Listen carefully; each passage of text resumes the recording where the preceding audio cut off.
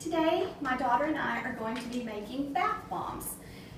We both love taking bubble baths and love bath bombs, so we decided that we were tired of paying the expensive prices at retail stores, so we were going to do some research and make our own.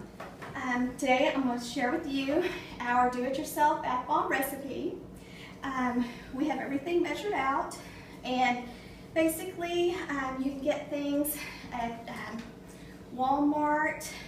We were able to get the citric acid, baking soda, cornstarch, and Epsom salt. But we did have to go to walmart.com to get the sweet almond oil, 100% pure. And also the fragrance oils, I found them on Etsy. You just type in fragrance oils and it pops up. And let's see, the food coloring, we just use regular food coloring, and you'll also need some witch hazel. And then you'll also need these little molds to shape your bath bombs. First, we always put down wax paper and get your gloves, and you also might want a mask and an apron too to protect your clothing. First thing you're going to do is measure out 1/2 cup of citric acid. And you're going to keep your wet ingredients and your dry ingredients separate. So first of all, I'm going to pour in my 1/2 cup of citric acid. Next, I'm going to pour in 1 cup baking soda.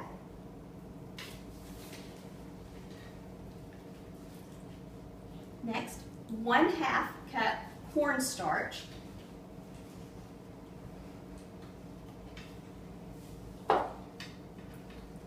One-half cup Epsom salt.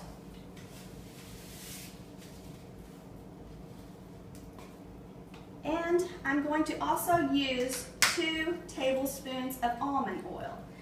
The recipe that we did first time called for 2.5 teaspoons, but we've experimented and we like doing 2 tablespoons of almond oil. Now remember, keep your wet and dry separate. 1 and 2. Okay, after your almond oil, we usually put about 10 drops of fragrance oil. This happens to be coconut cream, and like I said, you can get it on Etsy. And so we're going to put it in our bowl with the wet ingredients, about 10 drops. Okay, that should be enough.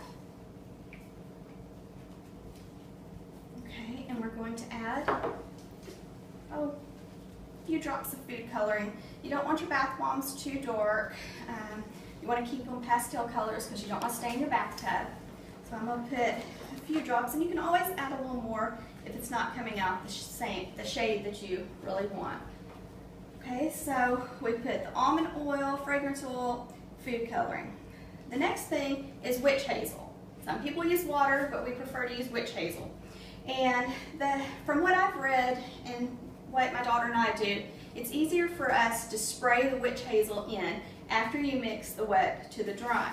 So what I do, we're going to pour the wet into the dry, and my daughter is going to start stirring the mixture, and I'm going to spray in as needed the witch hazel. And it calls for about 1 tablespoon of witch hazel, but we kind of do it until we get the mixture kind of a good doughy consistency so that you can pack it in these little bath bomb molds. And I ordered these on eBay.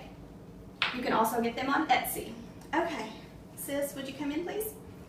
Okay, and also when you're pouring, pour the wet ingredients slowly into the dry ingredients. Okay, sis?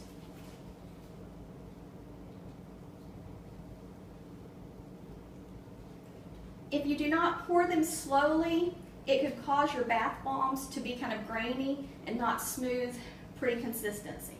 So we try to pour everything nice and slow because you want your bath bombs to be pretty and fizzy when they hit the water. Okay, now she's going to add some witch hazel, and it starts fizzing some, and that's what it's supposed to do because of the citric acid, and she's going to stir it.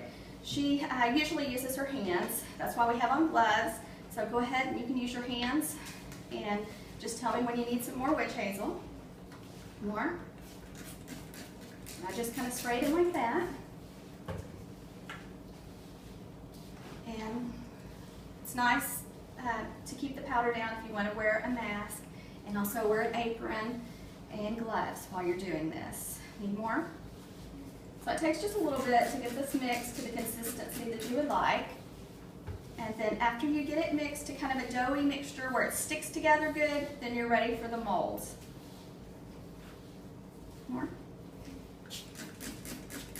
And it takes quite a bit of witch hazel, but that's okay. It's starting to get thick, so she's almost ready to put it in the bath bomb mold.